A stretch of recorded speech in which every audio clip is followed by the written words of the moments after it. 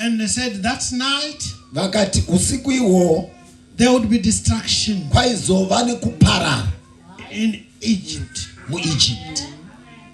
But the angel of the Lord Asi mutumwa wa Mwari pass aisvika and achipfuura wherever he would find blood on the kana doorpost, akaona ropa he would not destroy. akanga asingapindi So he would kunoparara. pass over. Saka aipfuura. That's where we have this Passover. Ndo pane mutambo uyu wekupfuura wePaseka. Hallelujah. Amen. Hallelujah. Amen. And this was the first in Leviticus 23 verse 48. We won't read it because Ndo waiva wekutanga Leviticus 4 verse 28. Hallelujah. Now after that Passover, Yapera Passover. they would move in the night. Vaifamba usiku. Everyone, family by family, Muri nemuri. they would start their journey Vakatanga rwendo rwavo. to the promised land. Vachienda kunyika ichi. After God has dealt with their past, Mwari vapedza nomuvengi. there's something that maybe if I would get time when you are spread a little bit out, Pane chimwe chinhu chokuti kana vakazowana nguva. there's a place we have to live. Pane nzvimbo yatinofanira kusiya. When we have to follow Jesus, Patinotevera Ishe there are Jesu. things we have to leave. Pane zvinhu zvatinofanira The kusiya. past is gone. Zvakare zvapfuura. And some of us, Vamwe vedu we are so attached to the past. takabatirira pane zvakare. Keep on going back. Toramba tichingodzokera. That's why you'll find somebody will come to Christ. Ndokusaka munhu anouya kuna Kristu But after Christ, you go back to the old system. odzokera kune zvakare. Because it's our system.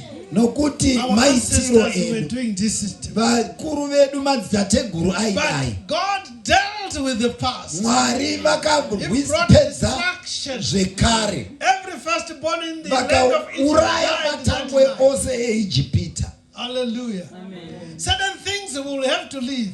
Zvimwe zvinhu zvinofanira kusara Particularly leaders. kunyanya kuvatungamiriri. If you are a leader and have no business Kana uri mutungamiriri usina basa, playing games with what you call your ancestors. hauna basa rekuti utambe nhambe tambe nevadzitateguru ako. Hallelujah. Amen. That's over. Zvapfuura. Because Christ Nokuti Kristu raised you for a akakusimudza new mission. kuti utore basa idzva. I have got a history.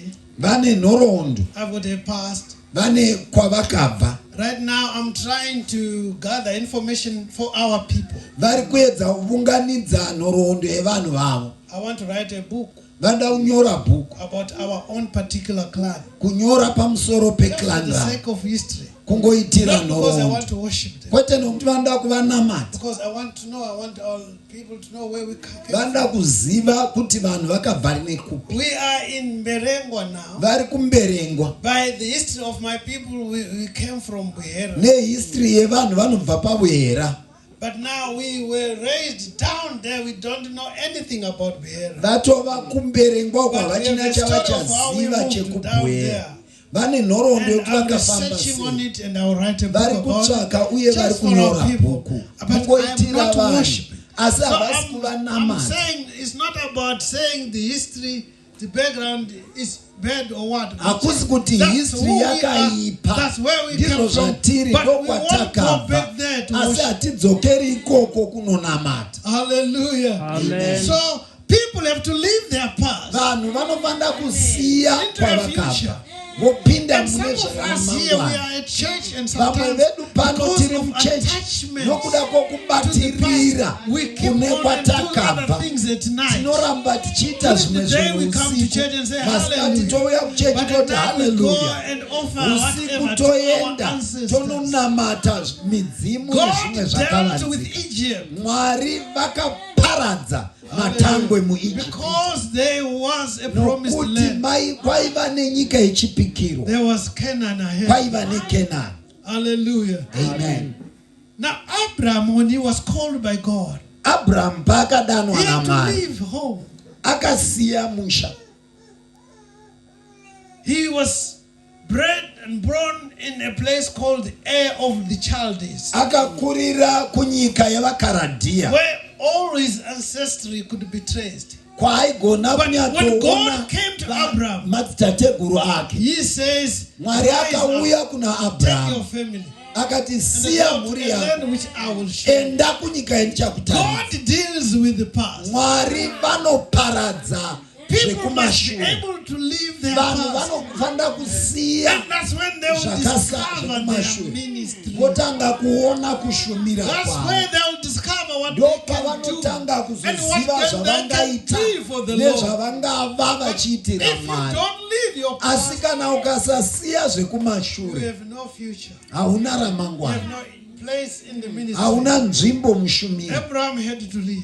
Abrahamu akasiya. Hallelujah. Amen. Hallelujah. Amen. And the walk of faith, I'm sorry, Kufamba kwokutenda. I have just to briefly pass through these things, but there are teachings that we should be able to go through to Zvidzidzo understand zvatinofanira kupfuura our real nemazvo calling. kudana kwedu. Hallelujah. Amen. Now, anyway, the Passover, Paseka. I just wanted to understand that when Jesus Christ came Jesu pavakauya and he died for us, vakatifira, I said on the Passover, papaseka each family had to kill a lamb mhuri imwe neimwe yaiuraya gwayana and eat it that night yodya usiku and ihwohwo, use the blood to cover the top. yoshandisa ropa But when Jesus pamukova. came, Jesu paakauya he died. akafa.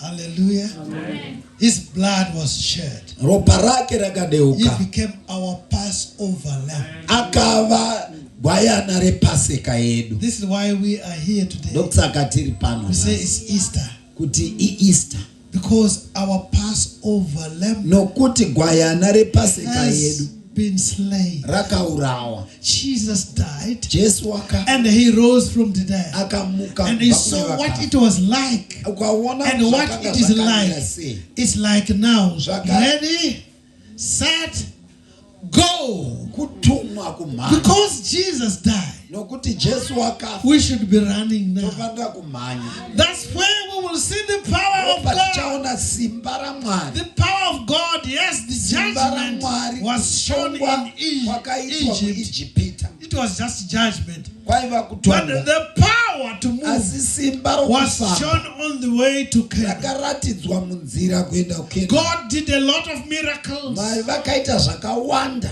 He opened up the Red Sea. Vakazarura gungwa dzvuku. He brought food and meals in the wilderness. Vakaunza chekudya Water from murenje. the rock. Mvura Now mudo. they were walking.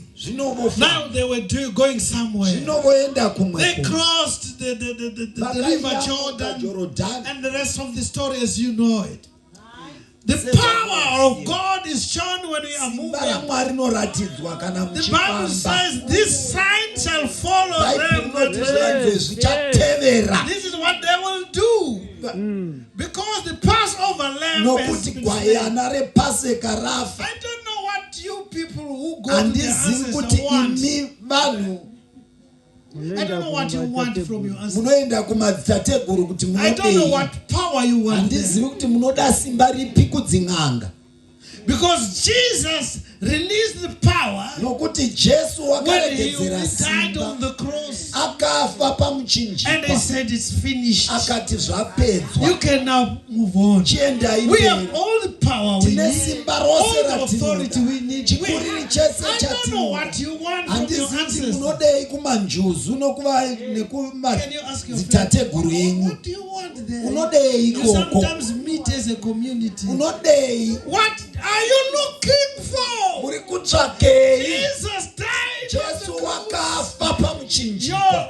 ancestors, Madzitateguru they enyu died and it's finished. akafa They never akasvikapera. rose again. Haana kumuka But zvakare. demons are rising in their place. Madhimoni Say, ari I'm kumuka your achiti, father. ndini sekuru vako. But our ancestors are gone, they're nowhere. Vanasekuru vako Because of vakaenda our kare. foolish minds, we think Nekuda kwekupenda demons come kwepfungwa and say, dzedu. I am your Madhimoni odzoka great-grandfather. kuti And because they have got ndini knowledge, sekuru they rako. pretend to be our ancestors. Oedza kuvasa sekuru vako.